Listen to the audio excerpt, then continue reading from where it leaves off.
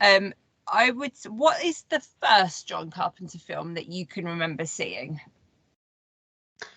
It was Escape from New York. Right.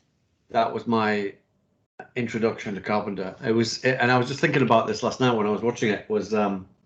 So this was back in the early 80s, and the only person that I knew who had a VCR was my next door neighbor, and he had a Betamax. Oh wow. So in tune with what was going on. They had a Betamax player. But him and his friend used to rent Escape from New York every single Saturday afternoon, like for months. They just used to rent the same film and watch it every Saturday afternoon. And at one point, they invited me to come watch it. So, they were like maybe 2 years older than me, I suppose, which seemed like a bit more of a gulf now than it would a gulf then than it would now. Yeah. But yeah, they got me into watching John Carpenter movies, and I loved it. Absolutely loved it. It was just, I guess I was like 10, 11 years old. Never really saw anything like that before. Yeah. So that's great. Really good. That's a very good introduction. Really stuck in my mind. And I think that planted a seed that like obviously went on to be, heavily part of Doomsday, and then, just watching the film again and again and again, and I've had the privilege of introducing Escape from New York in London with a handwritten note from Carpenter to introduce it and things like that. And I've met him obviously a number of times now over the years, not for a while, but yeah, I was lucky enough to meet him a few times and have lunch with him and stuff like that and talk to him about it. But yeah, that was definitely my introduction to Carpenter. And then after that went straight to discovering Dark Star and Assault on Precinct 13. Right. Which, controversially, I think may well be my favorite Carpenter movie, Assault on Precinct 13. I absolutely love it. It's a toss-up between that and The Thing. Obviously, The Thing is a much higher quality movie in every respect, but in terms of the inspiration that it had on me, Assault on Precinct 13 just really, you can see it all over Dog Soldiers. Yes. So yeah, that was a big one there. What do you think it is about that movie? Hang on. Okay. Yeah. All right. So mine would have been Big Trouble in Little China. Okay. And it was one of those films where you just sit with your mouth on the floor because it is just so batshit crazy all the way through. And rewatched it yesterday. There's still some bits in it where what is that? Why is that in there? It's just brilliant. But you don't question it because it's just so silly and it's just so brilliant. It must have made you think, well, if this is, because if that was your introduction to Carpenter, it's like, well, what the hell else has he done? Yes. Yeah, because it is nuts. So the first time I saw that at the cinema was so good that we all snuck into the bathrooms after the screening to hide and then go back and watch it again straight away. So I can see why. Yeah. Because it was so much to take in. Yes, exactly. That's it. Yeah. And I'd never seen anything like that. I wasn't. I hadn't discovered kind of watching Hong Kong movies and stuff like that. That would come kind of almost off the back of that, really. Yeah. And as a weird introduction to that kind of genre, but yeah, just crazy and insane. And I love the idea of the hero who was an idiot. Yes. Very much so. He's your everyday man, he hasn't. There's just and I've forgotten a bit, but Steve absolutely loves it as well. It's one of his favorite films, and just the bit where it's kind of towards the end, and where he goes running in with the machine gun and shoots up at the ceiling, and the rocks come down and knock him out, and it's just what your everyday man would do. It's just brilliant. But one of my bits that gets me every time is the monsters that never really get explained. We kind of know that Lo Pan is a demon and all of that kind of stuff, but why is there a Bigfoot type monster just follow? I get the sort of the brain thing that is linked to him telepathically. I get what that one was, but I've no idea what that it just is. It just is. It's just the crazy shit goes down, and that's it. That's just the way it is. Yeah. It's just, yeah, for me, I would have seen that around the same time as I was watching things like Labyrinth and Indiana Jones, and all of those kind of things all came, you know, at that kind of period in the 80s for me. So I almost just lumped it in with that. And then kind of discovering that a little bit later on that Carpenter actually, you know, that wasn't his kind of genre. It was more like the horror and the actions and things, was a bit of a surprise, because I think I just presumed he was a bit like Spielberg and did all of those kind of things. So it just shows the talent, really, but also you can see that it is a Carpenter film when you go back and watch it. You can, but you know, he did so many different things during the 80s. Just was such a creative kind of period. Yes. You know, I was watching Escape from New York and thinking of that, like just the imagination that was going into different productions of like, hey, let's turn New York into a prison. You know, it was like just wild imagination stuff on show, which was incredible. And that, you know, and Carpenter would go from doing that, and The Thing, and Big Trouble, and Starman, which is another great movie of his. Yes. Like totally different movies. It's fascinating. I was just gonna say, like, I wonder if like we should go back to the beginning and just kind of work our way through the films and talk about them that way rather than be leaping all over the place. Yeah, definitely. Yep. So when did you first see Dark Star? I don't know if I've ever seen it. Oh, you got to see Dark Star. It's wonderfully kind of rough around the edges, but you can see Alien all over it because it's Dan O'Bannon, and the notion of this ship with these kind of blue collar workers on it, and there's alien getting loose, which in the case of Dark Star is a beach ball with feet. It's like amazing. It's been sprayed alien kind of texture, but it's still a beach ball with feet. But it's absolutely hilarious. And just the guys themselves, they're just a bunch of hippies in space. But again, the concept of these guys whose job it is to go around blowing up unstable planets, and the bombs that they have to have a like, you know, a deep spiritual conversation with these bombs to get them to go off.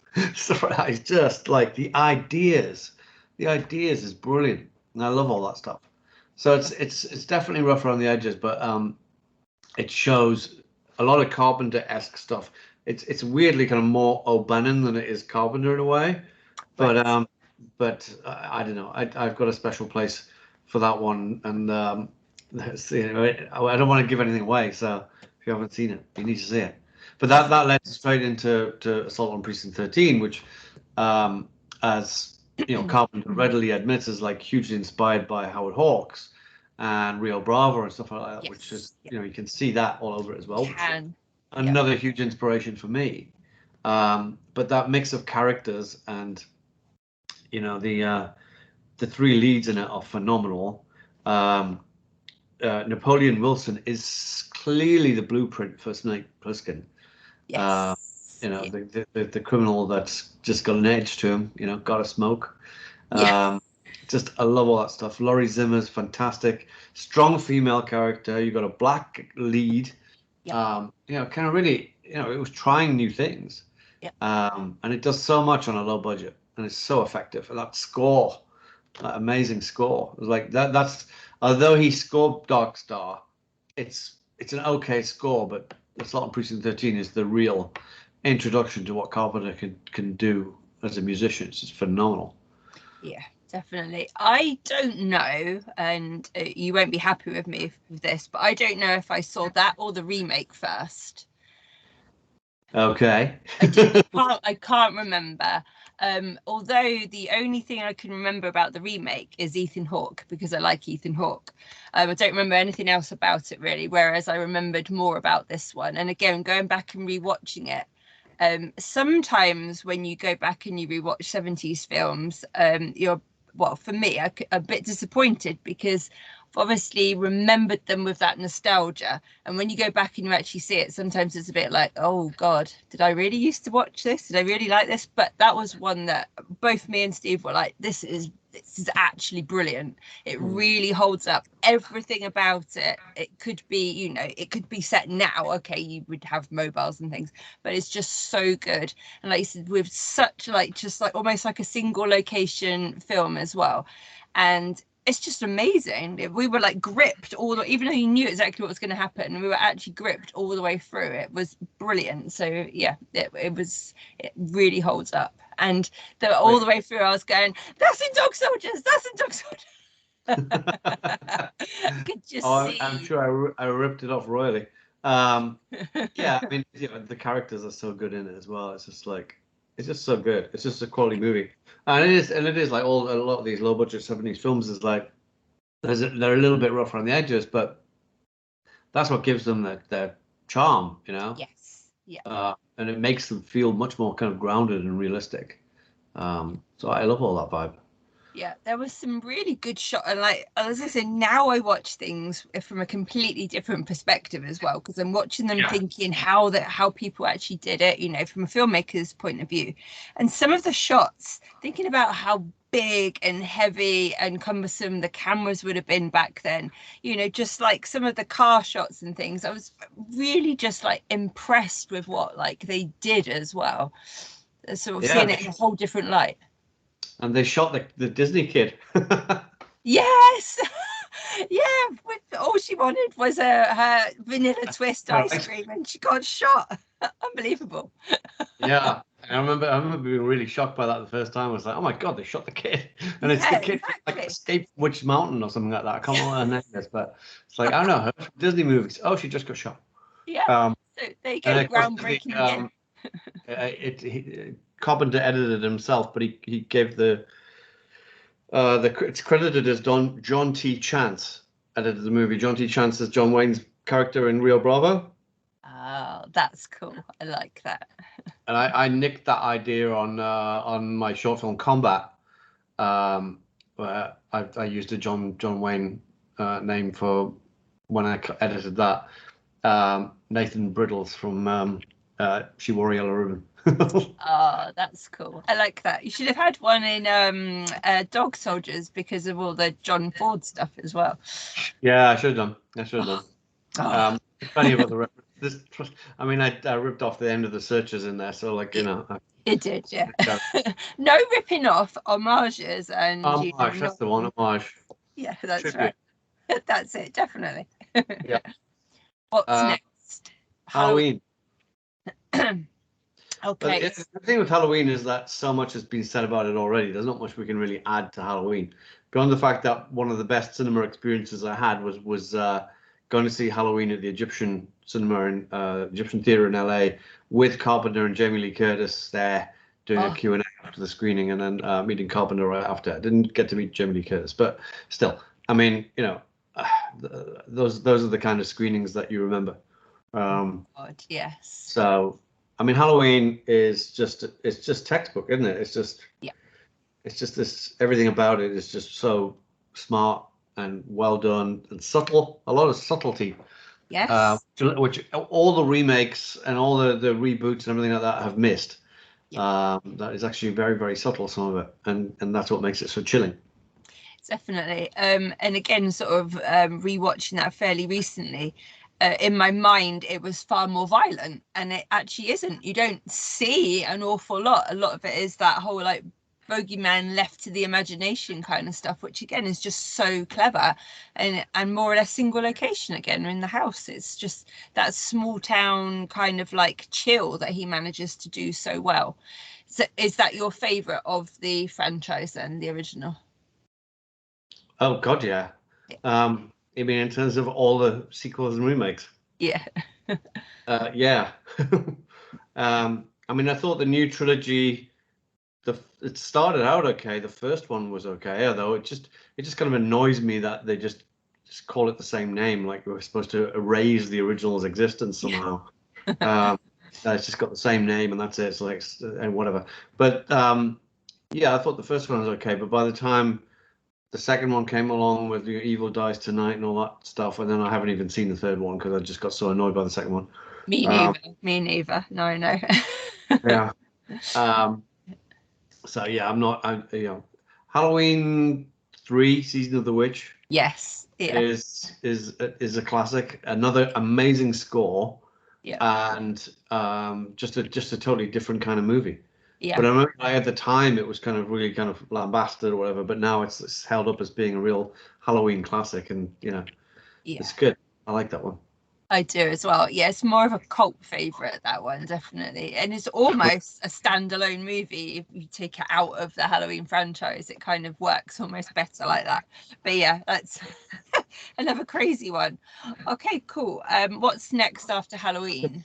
The Fog. So, Fog. I mean, I guess I came to this movie thinking it had something to do with James Herbert's book when I first heard about it. Because I knew I'd read Herbert's book long before I saw the movie. Yeah. And I was like, oh, it must be that. But it's not at all. Of course, no connection whatsoever. I remember the first time I saw The Fog was one of the most terrifying experiences I had watching a movie. I don't remember ever being scared watching Halloween, but I definitely remember being scared watching The Fog. Something about that movie really, really got to me the first maybe couple of times that I saw it, but certainly the first time. And I think that the score is one of Carpenter's best in terms of how effective it is at just scaring the shit out of you, how creepy it is. Yes. I think the locations and everything are just beautiful. I know it's filmed in the same place that the Hitchcock shot The Birds. I mean, I've been up there. I've been to all the locations in near, Bodega Bay and that area. So visited all the Fog locations up there, which is just it's just great to go back there. The lighthouse and everything. Oh wow. This film definitely has a sort of special place for me in terms of horror movies. Big inspiration, and I think maybe I probably prefer it to Halloween personally. Just as I think it just resonates with me more. I think I love the story of the sailors and the rotting sailors coming back from the grave and all that stuff. And I know that I'm curious to know to have seen like the early versions of it, because I gather like he reshot like half the movie or something. It had a lot of problems with it. Yes. Go back and reshoot a ton of it, and there's an awful lot about it that doesn't necessarily make sense in terms of like the ghosts and their rules and stuff. At the beginning sequence where the town kind of comes alive, is like something out of Close Encounters or something like that, moving furniture and stuff like that. It's very interesting, but it doesn't necessarily tie in with the Fog and itself. It doesn't show up until later in the movie. But I do love it. It just has such an atmosphere about it. From the music to the locations to the photography, the amazing Dean Cundey again. It's just like phenomenal stuff. Love it. Yeah. I was also frightened by it the first time I saw it, which would have been probably late 80s, something like that. And for me, even as a younger child, I could watch a lot of stuff that was kind of violent and whatnot, and perhaps not even understand it, and blood was okay. But anything spooky, and I'm the same now, anything ghosty kind of like really gets under my skin. And it's exactly that. It's the atmosphere was just so chilling. You could imagine yourself there, and you were kind of like checking round like afterwards to make sure that if there was any smoke or anything, it'd be like, oh my god. And sort of having looked at the pirates as they come back now, they look almost ridiculous, I think. But as a child seeing that, it was to end of the time. It was absolutely terrifying. I don't think they look too bad because you don't really get to see them much. They're mostly just in silhouettes. And at the end, he appears with his glowing eyes. Yeah. And that's Rob Bottin or something like that, I believe, at the end. Okay. With the glowing eyes. So I think that actually is quite effective. I love the sound effects. The sound effects for those hooks going into people and stuff like that. Was really meaty, and especially that last sound effect with the Holbrook getting his head sliced off. Yeah, that's such a great ending to the film. Definitely, because Carpenter always said he didn't want to make another slasher straight after Halloween, but in many ways the Fog has got more like gore and violence and all of those kind of stuff than Halloween did. It kind of does. It's got some kind of gnarly stuff in there, which is great. I don't know. It just really hits a nerve with me. And it's got Janet Leigh and Jamie Lee Curtis in the same movie. Holbrook's fantastic. You got Tom Atkins and it's just like a lot of Carpenter regulars start appearing at that point. Short ciphers, Tom Atkins, and people like that. It's like really cool. Was that Adrienne Barbeau's first film with him as well, or had she done something with him before? I can't remember. I believe it's the first film. Yeah, because they got married, didn't they? Yeah, they were married. Yes. Yeah. And then when we'd made Tales of Halloween in 2016 or whatever, we managed to get Adrienne Barbeau to come in to play the DJ who used to host the radio show. And I remember when we were filming those scenes, it was just like me and a few of the other horror directors completely geeking out. We're all just like sitting in the corner giggling as like Adrienne Barbeau's there doing a radio presenter in a radio station, and she's putting on the whole Stevie Wayne voice. And we were just like, it was just like, you know, the hairs were standing up on your arms. It was just like such a moment. And she was absolutely lovely as well. She was just added to the whole thing. So that's awesome. Okay, cool. So is it The Thing next? No, Escape from New York next. Escape from New York. Okay. So more Adrienne Barbeau, more Tom Atkins, Kurt Russell. Yes. Now hang on. So when did he do Elvis with Kurt Russell? I guess that was before then, wasn't it? So he had worked with. Yes. TV thing. 79. Okay, so obviously that was the first Kurt Russell thing. And then Escape from New York. I mean we talked a little bit about this already. So just astonishing. What can you say? Snake Plissken. And the Duke. It's just brilliant. I can't remember again, because Kurt Russell seemed to be in so much in that kind of time period. And one of my favourite movies of the 80s was Overboard, which of course is not horror at all, but it's Kurt Russell. And I just loved him. And he was in a lot of the early Disney films as well, which I, kind of watched back then. He was a Disney kid, wasn't he? He was, yeah, he was in loads of stuff. So for me, kind of like Kurt Russell is just like mixed into this huge like part of the 80s, which is a good thing because I love him. So I can't remember exactly when I saw it. But I do remember just being, again, just absolutely blown away with how bonkers it was. Completely bonkers. Oh, yeah. Even like the Duke's car with the chandeliers and stuff like that and things like that was like just amazing. Yeah. Something else I was going to say about that. I can't remember what it was now. I mean, obviously, like I paid a lot of homage to it with Doomsday, and from sealed off places to the graphics that were used and all that kind of stuff.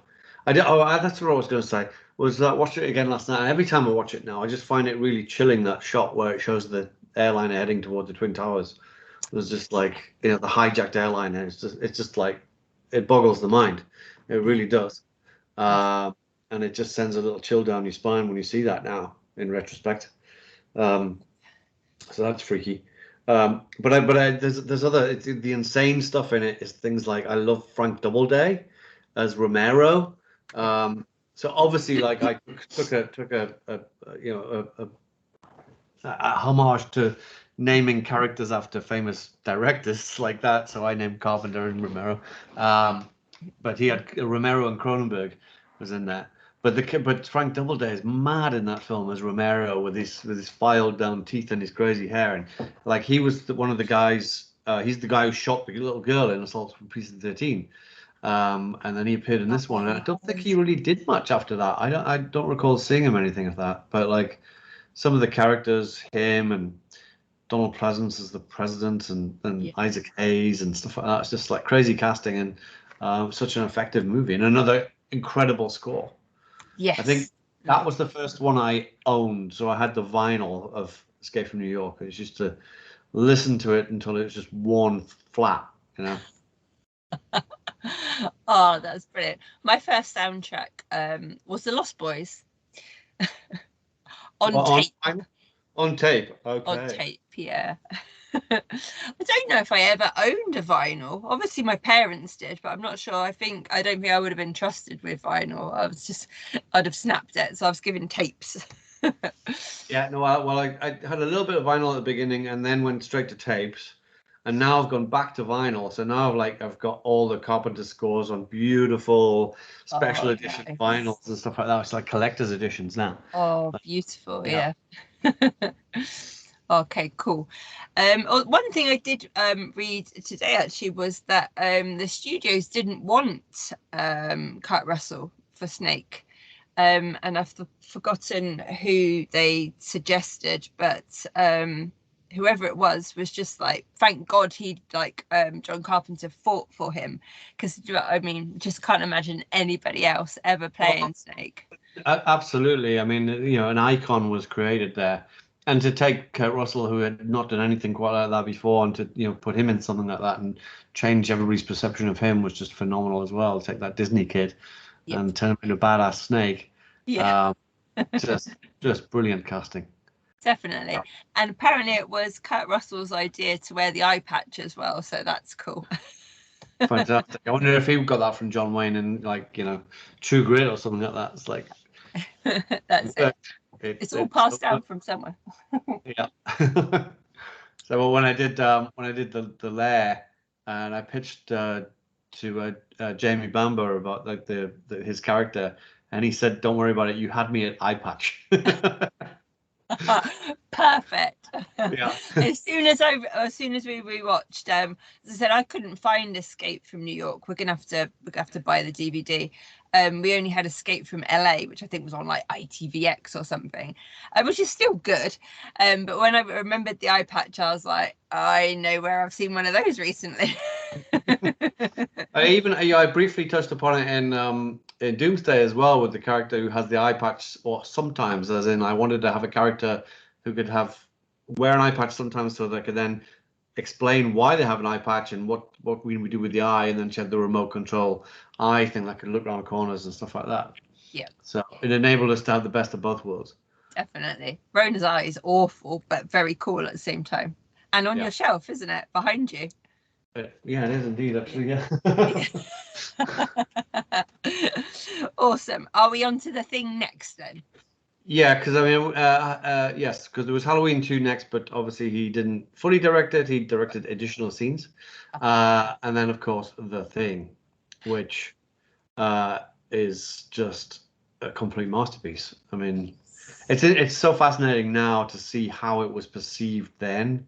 Yeah. Of everyone was so distracted by the effects, as to not see how good it was as a movie. Just to think that it was so kind of gory.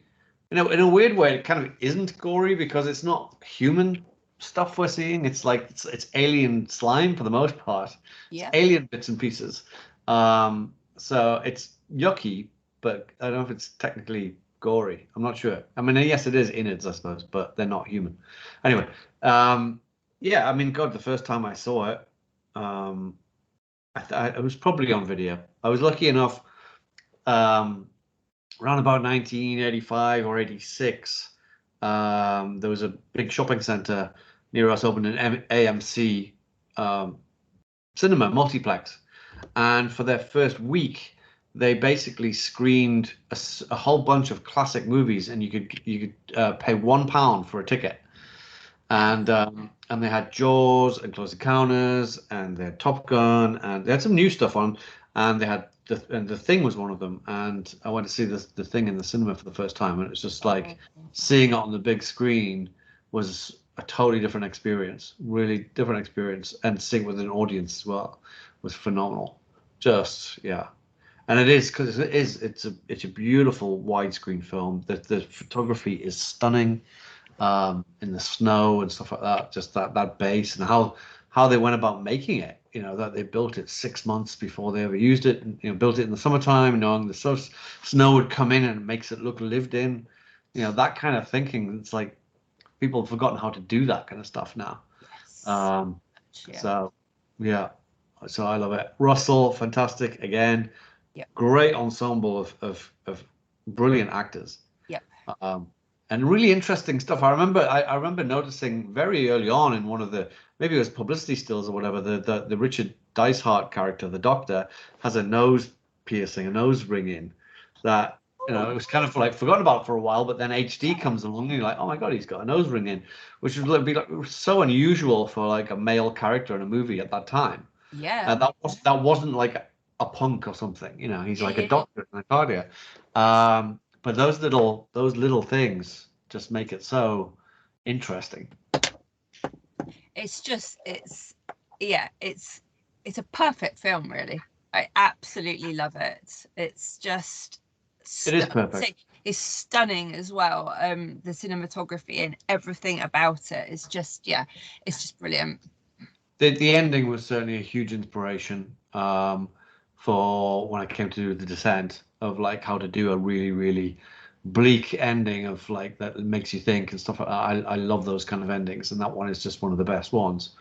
I'm also like really fascinated because I remember at the time I was reading these magazines. It may have been Starburst or it may have been Fantastic Films magazine or whatever, but they had a whole bunch of stills from the movie in, and one of them involved, I think it's Niles or Niles, whatever he's called, getting somebody sticking a screwdriver in his ear, and still photograph of it, and it's from a scene that they clearly shot, but I don't understand what it is, what it could possibly be, because that character ultimately gets turned and then he gets set on fire, so he doesn't die that way.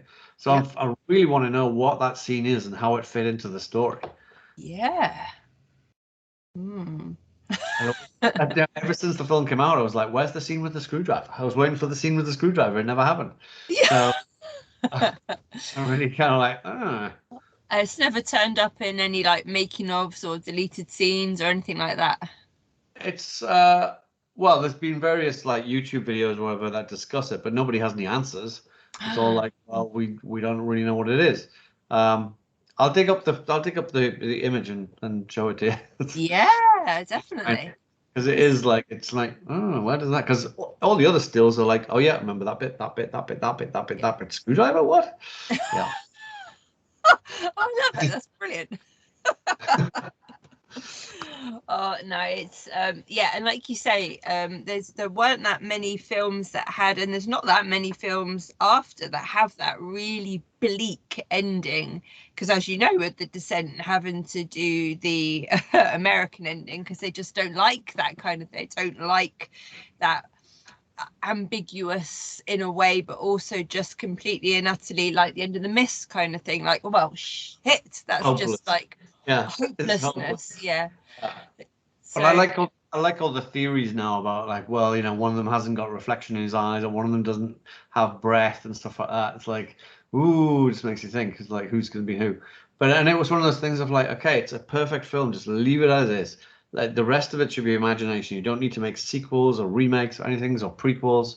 But you know, they do anyway. It didn't affect that one, thank God. But you know, it is a fully encompassed movie. Definitely. Yep. Cool. What's next? Christine. Okay. This would have been an early one for me as well because of it being obviously a Stephen King film, and one that's pretty true to the book as far as I can remember as well. And yeah, I've always liked this one. It's again, it's very 80s. It's like, if you kind of like sum up, for me, Stephen King is the 80s. I like his older, like his newer stuff as well, but it's very much, there's like a thing that King is the 80s. And there's something about Christine which is just, it encompasses all of those kind of feelings when you watch it. And it's just, I do like this one. Well, no, I absolutely love it. It's great soundtrack of wonderful 50s songs, but also has a great Carpenter score as well. But I did. It was one of the first King books that I'd read, so I had it. It was vividly in my mind, and when I watched the movie, it was like, oh, good, that's exactly how I imagined the scene playing out. Yes. You know, exactly this. So Carpenter really captured the feel of that book. Yes, I thought beautifully. As to visualizing what I had in my mind, and all the different characters and the cars and stuff like that, and the way that they shot it as well, just the effects. It would all be done bloody CG now, but how they did it with the collapsing cars is astonishing. That is all in camera, you know, all that stuff, car on fire and everything like that. It's just like amazing effects. Yeah, no, I have a real place for Christine. It was that time when basically it seemed like they were just pairing up the great horror directors with Stephen King at some point, one way or another, and see what you get. You know, Cronenberg was doing Dead Zone and things like that. So Salem's Lot had been on the TV, and it was an interesting time for that. But yeah, Carpenter doing Christine was perfect. It's just really, it's a wonderful film. It is, yeah. Good book and wonderful film. Yeah. And this is so many of. Remember the book was very specific in teaching you how to do the Heimlich maneuver. Then it's educational as well, definitely. It was very educational. I was just like, shit, I think I could probably do the Heimlich maneuver after reading this book. And they get it in the movie as well. Awesome. What have we got next? Starman. Which I love Starman. Two things. I think Karen Allen is phenomenal in it.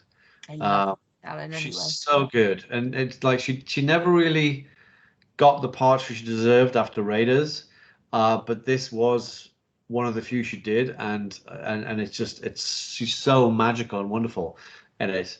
So that's like one thing about it that I love. The other one is that I on one of my tours of the States, I did go and find the crater at the end. I went to visit the crater because I specifically remember this huge crater. Yeah, I like it. It was a different change of pace for Carpenter. Kind of showed what he could do as well, because Jeff Bridges got an Oscar nomination for it. Yeah, his performance is phenomenal. Some of the effects are really bizarre and weird, but there's weird scenes like when he brings the deer back to life, which is really magical. It's got a real magical vibe to it. It has, yeah. Not doing the score himself, but Jack Nitzsche doing the score, and it's really powerful, romantic bit of music. The ending is it's up there with E.T. Exactly, yeah. It is, yeah. Whether it followed on from the success of E.T., because whether that's why they did it or not, I don't know. But yeah, it's a beautiful film. It really is. And I say I've always loved Karen Allen. Although my favourite performance of hers is in Scrooged, because I just love the film Scrooge so much. And she's brilliant. Fair enough. Scrooge is good. I haven't watched that one for a while, but yes. Yeah. It's a wonderful film. Obviously it has got it's very much a Carpenter, because it's got the kind of like the weird sci-fi feel to it, but it's a romance as well, but without being too sort of mushy and everything. It's got all the feels, because obviously he's taking the body of her dead husband, and then she gets pregnant and all of that, so even when he disappears again, she's still got the DNA for the child and all of that kind of stuff. So yeah, it's a real tearjerker at the same time. It is. I think that's to do with the score as well. I love Charlie Martin Smith in it. I think he's always been a great actor, but he's so wonderful in this film. This character he's trying to help them escape. He's wonderful. Great film. What have we got next? Next up is Big Trouble. Awesome. Such an awesome film. Yeah. So when did you first see this one? Again, it was 1986. So, but I think that was in the States. I don't know if we didn't get it till 87, maybe. I'm not sure, but I saw it at the cinema at the Odeon in Newcastle. I'd seen the trailers. There used to be this TV show, it was on BBC Two, 9 o'clock on a Friday or something like that, called Entertainment USA. It's a guy called Jonathan King in America doing these reports about Entertainment USA, and every week he would trailer some new movie that was coming along, and it was like such a big deal. Like I would watch this show just to see what the trailer was. Yeah. And back in the days when there wasn't internet, and it's like if you saw a trailer for the first time, it was such a big deal. Yeah. And and he showed the Aliens trailer on there for the first time, but Big Trouble was on there, And just seeing that trailer, I was just like, oh my God. And knowing that it was John Carpenter, I had a sense of who he was and the films he'd done at that point. It was like, that film looks nuts. I've got to go see it. So went to see it at the cinema, loved it so much, like snuck into the bathrooms and watched it a second time. And just absolutely just adored it. You know, it's just insane. It is. That's the best way to describe it. Insane, honestly. Just everything about it. Yeah, great quotes. You know, I love Burton at the end when he's like, you know, he doesn't kiss the girl. And that was such a nice twist. It was just like, you only get a kiss me. He's like, nope. It's like, we're really, yeah, we really rocked the pillars of heaven, didn't we, Wang? It's like, it's so good. It is, and again, he just looks amazing in it as well. He had the most perfect 80s hair, and he could get away with wearing those like tank tops and the like knee-high boots and stuff, and just looks great. Somehow managed to get away with it. Yeah. All of the way through, really, he's just obsessed with like wanting to find his truck again. Pretty much, yeah. That's his sole motivation. He's kind of like the John Wick of trucks. So like he's just like, gotta get my truck back. And that's it. Yeah. Oh, and that's another one where there's been sort of like, it's a bit like the Goonies, where there's been speculation like year after year after year after year of whether there will ever be a sequel, should ever be a sequel, and all this kind of stuff. Yeah.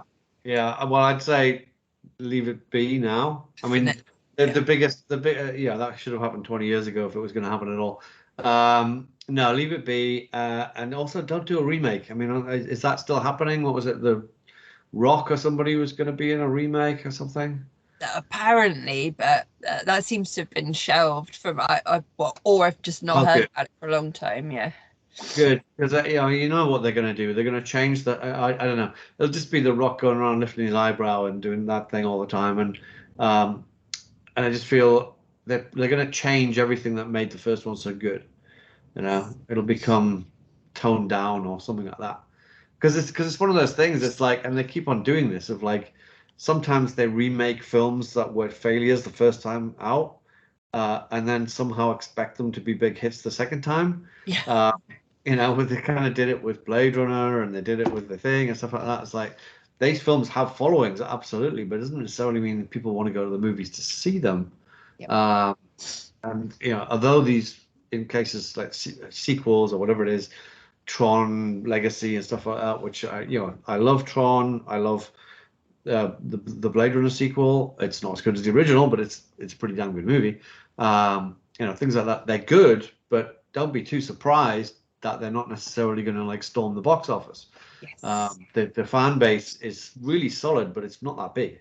Yeah. Like, so you can't make a $200 million movie from something like that.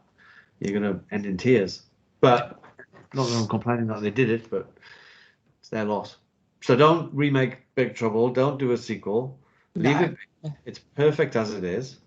It is, and just even like make little royalties from that one. Yeah, because I think to myself, what would they do with the effects and things? Because part of the magic of it is like with the, like the lightning coming out of their hands, and like when they like are flying and stuff. And you hadn't seen that kind of thing before, and it looks really hokey when you watch it, but it's also perfect for what it is. Whereas now they can do so much to it, and you don't want it. You don't want all of that, brilliant new effects. Would it be any better? I don't think it would. It might be bigger. It tends to be just, let's make it bigger as opposed to just be better. And it's like, what's there works great. My Big Trouble in Little China story is again, it's to do with this group called the Cinematheque in LA. So there was a screening of Big Trouble at the Egyptian Theatre at the Cinematheque, and it followed on. It was a week after they'd screened Star Trek: The Motion Picture on 70mm, and they hadn't really checked the print first, and it ended up that the whole print was like pink, and the audience weren't particularly happy with it. So for Big Trouble, they said, well, we've got a choice. We've got like a 70mm print, or we've got the new, HD digital version. and they took a vote, and thankfully everybody voted for the HD digital version, because although it was probably a brand new print, and although I'm big exponent of film, shooting on it, not projecting from it, I think digital projection is amazing. You don't get the scratches and the tears and the film projector breaking down, all that kind of stuff. So thankfully they voted for the digital version, and it was pristine and beautiful. And the best thing about it was that Kurt Russell was in the audience. So James Gunn came along, and Kurt Russell was there, and Russell was sat, I don't know, a couple of rows away, and he was laughing his head off all the way through the movie. So I hadn't seen it in years. Yeah. And he was laughing his ass off all the way through the film. And then afterwards, Gunn did an interview with him. Because I don't know how they'd met, or maybe it was because they were just about to do Guardians 2 or something like that. I'm going to try and remember how long ago that was. Yeah. Anyway, so just an astonishing experience watching Big Trouble with Russell in the same. Amazing. Yeah. Amazing. That's the kind of stuff that they do at Cinematheque, which is phenomenal, and that's the thing. That's the things that I miss about LA, for sure. Definitely. Are those kind of things? Are they invite only, or can members of the public go to those things like that? No, it's all public. It's all public. If you're going to be a member of, if you're a member of the Cinematheque or whatever it is, you get to hear about them, or you can buy tickets for it. I don't know if you have to be a member or not, but I mean, it's just basically first come, first served. Yeah. And so, maybe there's a hardcore fan base for stuff like that. So it always sells out.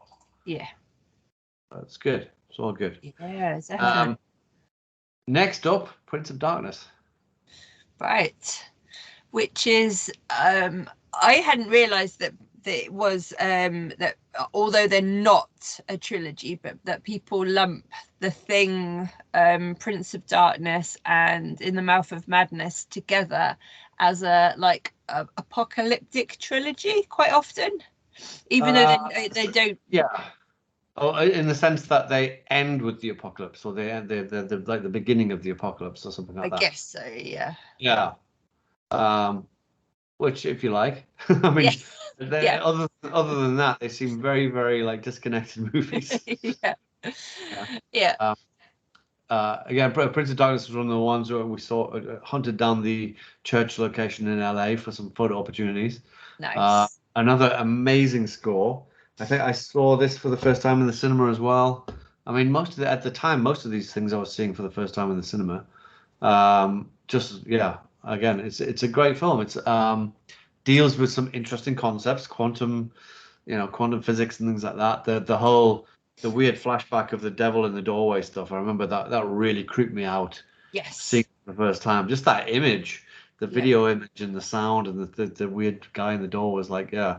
And then there's some other like great imagery in it. I think it's after when she gets pulled through the mirror, and then there's just this flashing image of like her trapped on the other side, like looking at the light and whatever. It's a fantastic shot. It's another one that a little bit like with The Fog, that's just got that sort of creepiness in it, that really kind of like, and again maybe because it's to do with like demons and all those kind of things, which are, I think, very frightening anyway, if you kind of like, whether you're religious or not, but that kind of, to me, is a really scary thing, like with the supernatural and demons and all of that kind of stuff. And it just felt like real in a way, whereas with creatures and things, even though obviously I love my werewolves and my vampires and my zombies and all those kind of things, that I can kind of like, I know that that's not real, whereas anything to do with supernatural kind of stuff, it is possible to me. And it definitely had that very creepy feeling again, and that very, very bleak ending of being like, oh god. Yeah, very bleak. It was interesting that it had a whole bunch of cast from Big Trouble in Little China as well in it. Yes. Was in it. Like that. Alice Cooper in it as well. Death by bicycle. Somebody gets stabbed by a bicycle. There's lots of weird deaths and things like that. Some maggots and the weird green fluid that like goes up and pisses on people. Oh, yeah. It was like, The woman gets it right in the face, and she's like screaming, and it's all going in her mouth. You're like, shut your mouth. Shut your mouth. That's it. It's simple. Close your mouth. Yeah, turn away. And the devil's pissing on you. Shut your mouth. Yeah, it's again very Carpenter-esque with some very odd things that are going on that aren't always as explainable as you might want them to be in another film, but because it's Carpenter, you kind of just go, that's just bonkers, and that's kind of what Carpenter does, and you're quite happy to go with it. Yeah, but he brings something to it. It's not just some people trapped in a house. It deals with quantum physics in the same way that his next one, They Live, isn't just about aliens. It deals with like political control and the dealing with the politics of the time and subliminal advertising and all this kind of stuff. It's saying something about stuff. And They Live. I would never call it scary because it's more of a sci-fi film than anything. But again, it's completely nuts, and it is one of those films that you just wish that as entertaining as it is, you really wish it was Kurt Russell doing that role and not Roddy Piper. As hard as he tries, but when he's chewing bubblegum and kicking ass or whatever, it's like, I wish that would have been Pliskin saying those lines. Yeah.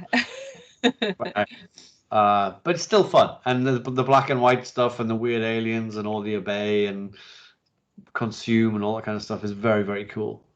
And the sunglasses and that absolutely insane prolonged 10-minute fight in the streets with him and Keith David. I can never remember because there's a Keith David and there's a David Keith. So he's David Keith, I believe. But again, another Thing alumni. Yeah. That's one thing with Carpenter is like he works with actors again and again and again. The people that he's had this little ensemble, and for quite a long time he worked with a lot of them again and again and again, and then kind of moved on and maybe picked up some other ensemble and used some of them. But I always liked that idea. Yeah. Definitely. Cast and crew, wasn't it? He used a lot of the same people behind the scenes as well. Well, much like yourself, once you've got that band of people that you trust and you're confident with, and they can know what you want almost before you know what you want and that kind of thing. I remember when I was interviewing Liam for Sausages, and he was saying about one of the scenes where you were quite a long way away, but you were just doing these like hand signals to each other on one of the Game of Thrones episodes, and the crew were kind of like looking at him like he was mad and like, how do you know what Neil wants? He was like, look, I've worked with Neil and I know Neil well enough to know that if we do this hand sign, that's what he's happy and he wants this kind of thing, and that's it. When you have got that confidence and that trust in because you've worked with people over and over, it's I definitely noticed it as I was like sort of going through looking at different films, and I was thinking, oh yeah, there's the same name there and same name there, and it's that two-way trust as well. Obviously he was wanting the same people to come back, and they were, a lot of them were getting quite big in their careers, but they were still coming back to him as well. Absolutely. I mean, I've had this happen to myself as well, is that you work with people and they suddenly become almost like too big to come back and work with you again. So Russell went off to become a huge star, and he only ever worked with Carpenter again on the Escape from LA sequel, which is a shame. But their relationship has obviously like survived the test of time. If you ever heard them do their commentaries together, it's absolutely hilarious. Very, very good friends. I've listened to them. Back in the days of commentaries, remember DVD? Weren't they the best? Yes. That's so cool. Next up is because there's a certain amount of films now that I've seen all of Carpenter's films, but I haven't necessarily seen them more than once in some cases. So I did see Memoirs of an Invisible Man when it came out at the cinema. I've not seen it since. I don't know if I've ever seen it, I have to say. I don't remember an awful lot about it. So not much I can say really. No. Is it like a universal version of The Invisible Man? No, not really. I mean, I honestly couldn't tell you. No. I mean, obviously, because it's Chevy Chase and Daryl Hannah, it was played for laughs more than anything else. Okay. It had some fairly, interesting effects for the time. Sort of pre-CG invisible effects, things like that, as I recall. But I don't remember much else about it. But next up is what I think is probably Carpenter's last truly great movie, In the Mouth of Madness, which I think is just phenomenal. I worked in Toronto on, actually, I shot a pilot in Toronto, which never turned into anything. It was for a TV pilot and it never got picked up, so nobody's ever seen it before. And we ended up shooting on the location that they used for the hospital at the beginning of In the Mouth of Madness. Yep. Shot there. And I also was in town. I was scouting a back alley. I needed to shoot in this back alley. And I was in this back alley and I just stood there and I just thought, I've been here before, but I've never been to Toronto before. So I've never been here before. So how do I know this back alley? And then it suddenly clicked of like, there is a very, very brief scene in a back alley and In the Mouth of Madness. And I went back and looked at it and I was like, and you see it for like a split second. Oh, wow. But I was in that alley and I paused it and I was like, on that bit there, and I was like, holy shit, it is that alley. Like, how did I know that? I was like, I see, like, it was imprinted in there, yeah. It's just a back alley, but like it was the same alley. Yeah. Just weird. Anyway, but yeah, so In the Mouth of Madness, saw it at the cinema. Again, it's that whole Lovecraftian thing he's got going on there. Very Lovecraftian, this one, yeah. Riffing, one of his favorite authors. The visuals, the cast. Sam Neill's great. Jürgen Prochnow as Sutter Kane, and playing also like riffing on the whole Stephen King cult in a way. It was another smart thing, it was just a very smart move, the recycling, it's trying to escape from the town and always coming back, and just watching Sam Neill go slowly insane is just very entertaining. Yeah, this is it's one of my favorites. It's just brilliant. It's brilliantly done, and one of all those little bits, like when they first get there and they're starting, like, all every character they meet, like the old lady when they go into the hotel, and it's like, but this is the character from the book, and it's just like, it's brilliant. It's just absolutely. She's got her husband handcuffed to the floor next to her feet and stuff, and kicking him and stuff like that. It was just like, okay, this is fun.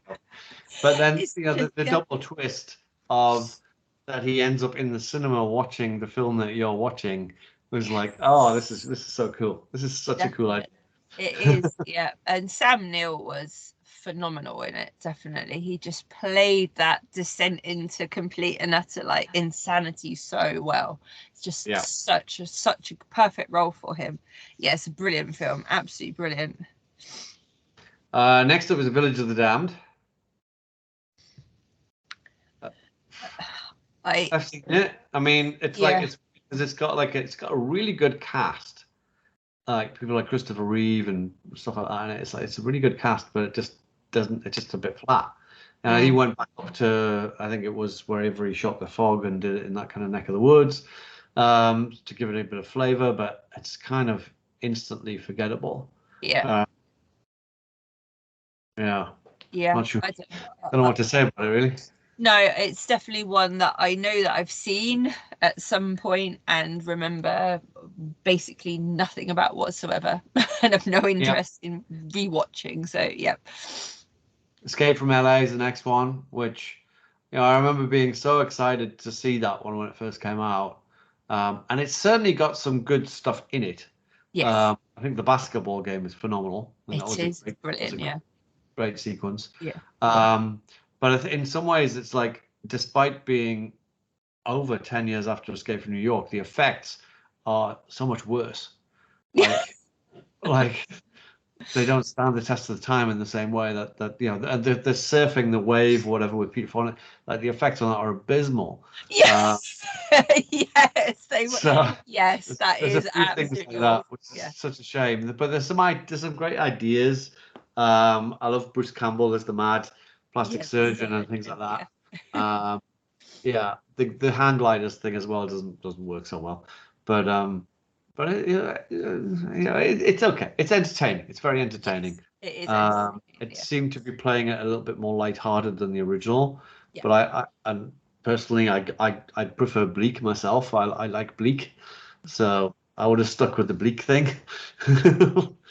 But hey, it is what it is. And it was sort of the last big budget that he had, 50 million at the time. Then Vampires, which is a good one. Yes. I've seen it twice, maybe. Haven't seen it for a long time, but I did enjoy it. James Woods is good in it. Yes. I like this a lot. It's one of my favorites because it is nasty. It's the vampires are visceral and horrific, and like vampires should be. We'd finally started moving away from the kind of like gothic like lovey-dovey type vampires, and we were getting into like the real kind of like horrible, coming out to like your 30 Days a Night kind of like vampires, which for me is what they should be. They should be these predators that will rip you apart as soon as look at you kind of thing. And there's some good effects in vampires. Like when there's this bit when they're in the house and they harpoon and drag one of them out, and like she bursts into flames and all that kind of stuff, and it looks good. And apparently that it was because it was practical. They really did douse the actor like in flame. They had like the flame retardant clothing on and doused her in that quickly before they cut away, and then obviously set a dummy onto fire properly. But as she was being dragged out, that really was the actor doing it and stuff like that. So yeah, I've got fond memories of it being one of the. It must have been that and From Dusk to Dawn were quite similar timing, I think, and kind of being like, this is how you do a vampire movie. Thank you. No, it's really cool on that one. It's got some good, again, full of good ideas. Yes. Next up is Ghost of Mars, which for me it's the connection for me on this one is that this is the film I lost Jason Statham to. Yep. So Statham was going to do Dog Soldiers for quite some time, and then Carpenter offered him this movie.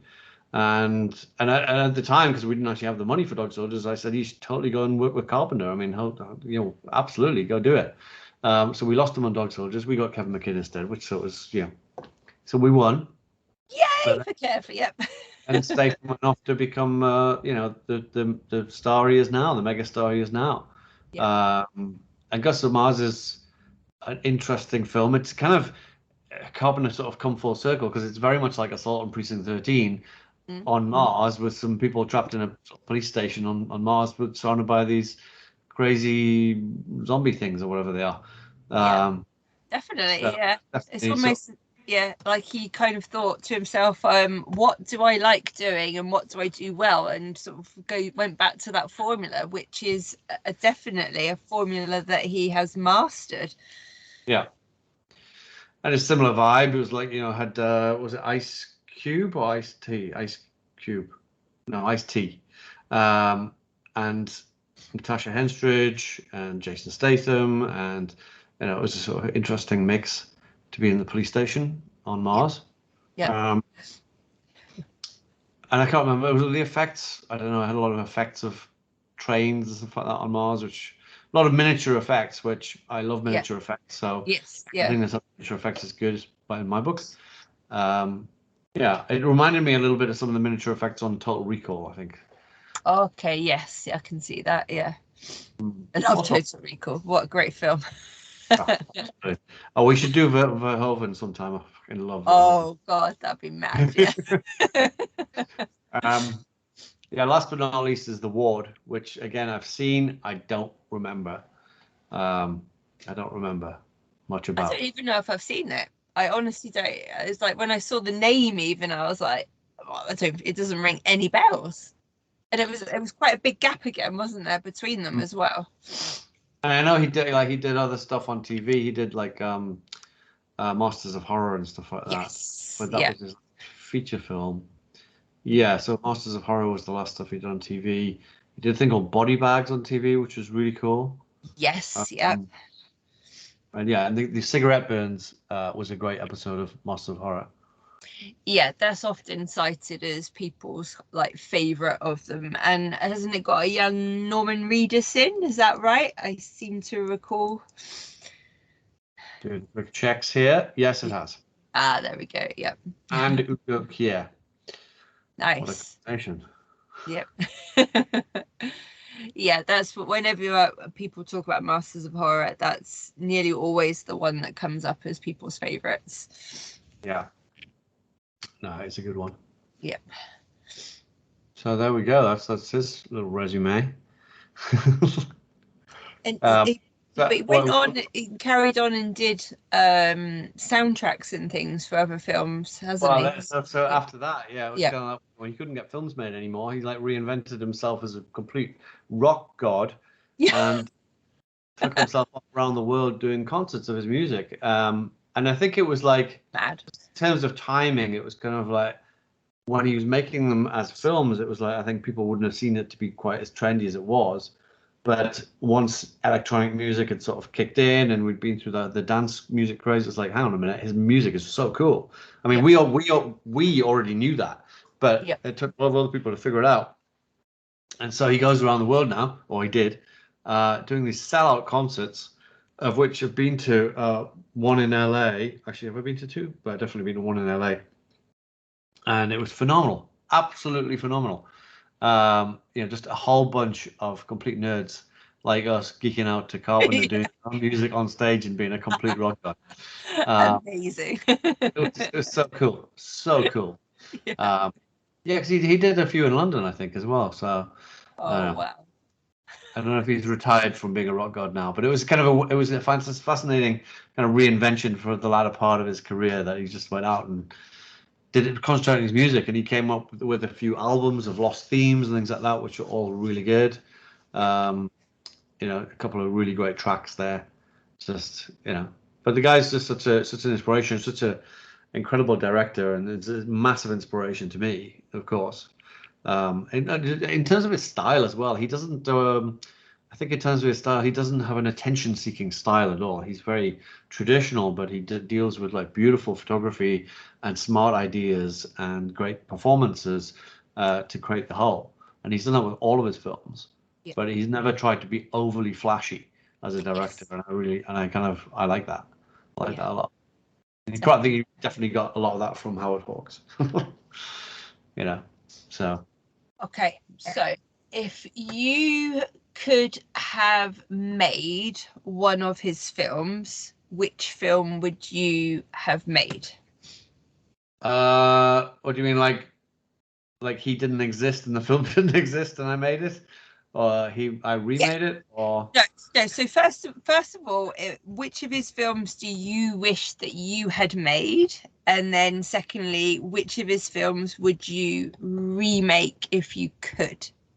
Well, probably I wish I had made The Thing, and there's certainly a kind of masochistic part of me that would say I'd remake Escape from New York, but I think it shouldn't happen. I thought you might have gone with Escape from LA because it wasn't as good as Escape from New York, because then you could have. If I could do like an Escape sequel with Kurt Russell, yes, definitely do Escape from Somewhere. But that would be cool to take that character and put him in a different escape genre. Yeah, could definitely do that. And how old is he? He's about 72 or something, isn't he? So it's possible still, if Harrison Ford has just done an indie. Possible. No, he's slowly but surely, if you see photographs of him, he is turning into David Lopan. It's quite uncanny. That's amazing.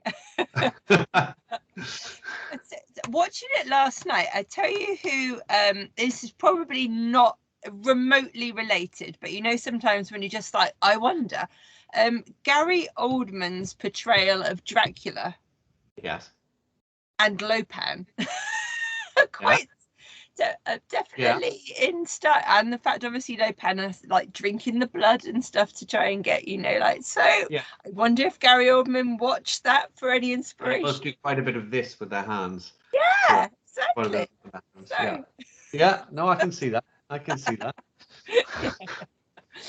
One thing about with Carpenter was, when Doomsday came out, and a lot of the reviews were just saying basically, he's ripped off Carpenter, he's ripped off this, he's ripped off that. The only person's opinion that I cared about with regards to that was Carpenter's. And I had lunch with him around that time. When I asked him, I just said, did you see Doomsday or whatever? And he said, yeah, he thought it was great, and he had no problem with that at all. I was just like, there you go. Yeah, I think he took any kind of thing like that as being a compliment. But yeah, he had no problem with it at all. So I was just like, well, fuck you, everybody else, because like he doesn't care. So why should I? Exactly. There you go. See, this is the only opinion that counts. Yeah. So. Was that one of the Masters of Horrors lunches that you did with like Mick Garris and all of those guys? No, actually, I don't recall Carpenter ever coming to one of those. It was just me and him having lunch at what was the Hamburger Hamlet, which is long gone now. Oh wow! Where the Masters of Horror dinners originally started taking place, but no, Carpenter was not at one of those. I saw Landis, I saw Tobe Hooper, I saw any number, Stuart Gordon, I saw people like that there, but not Carpenter. Oh, wow. There you go. So you have that's amazing for you to know that you've had like those really positive experiences with kind of like your hero as well, the person that's inspired you so much. So yeah, just to get to meet somebody whose work inspired you so much, and they're not a dick, they're a really nice person, and good advice, and you can have a good chat with them. It's like, yeah, really, really good. Yeah, it is a good thing when you meet your hero and they're a good person, as I know. Well, having met some of mine and they turn out to be knobs, it's like, oh, okay. It's nice when you meet them and they do turn out to be good people. Definitely, yeah. I think that was all. I think that was my last kind of like question, and I managed to halfway through knock my drink over. All over the bit of paper that I'd scribbled some questions on. So highly professional as ever. But I think that was the last thing that I was going to ask, was about if you could remake one. And I think, that you came up with a good, you would do. Well, you came up with the better idea of remaking. Oh, true. Yeah. It could be Escape from Newcastle. Yeah. Escape from Newcastle would be good. Yeah. Escape from Old York. Yeah. That would be cool. Okay.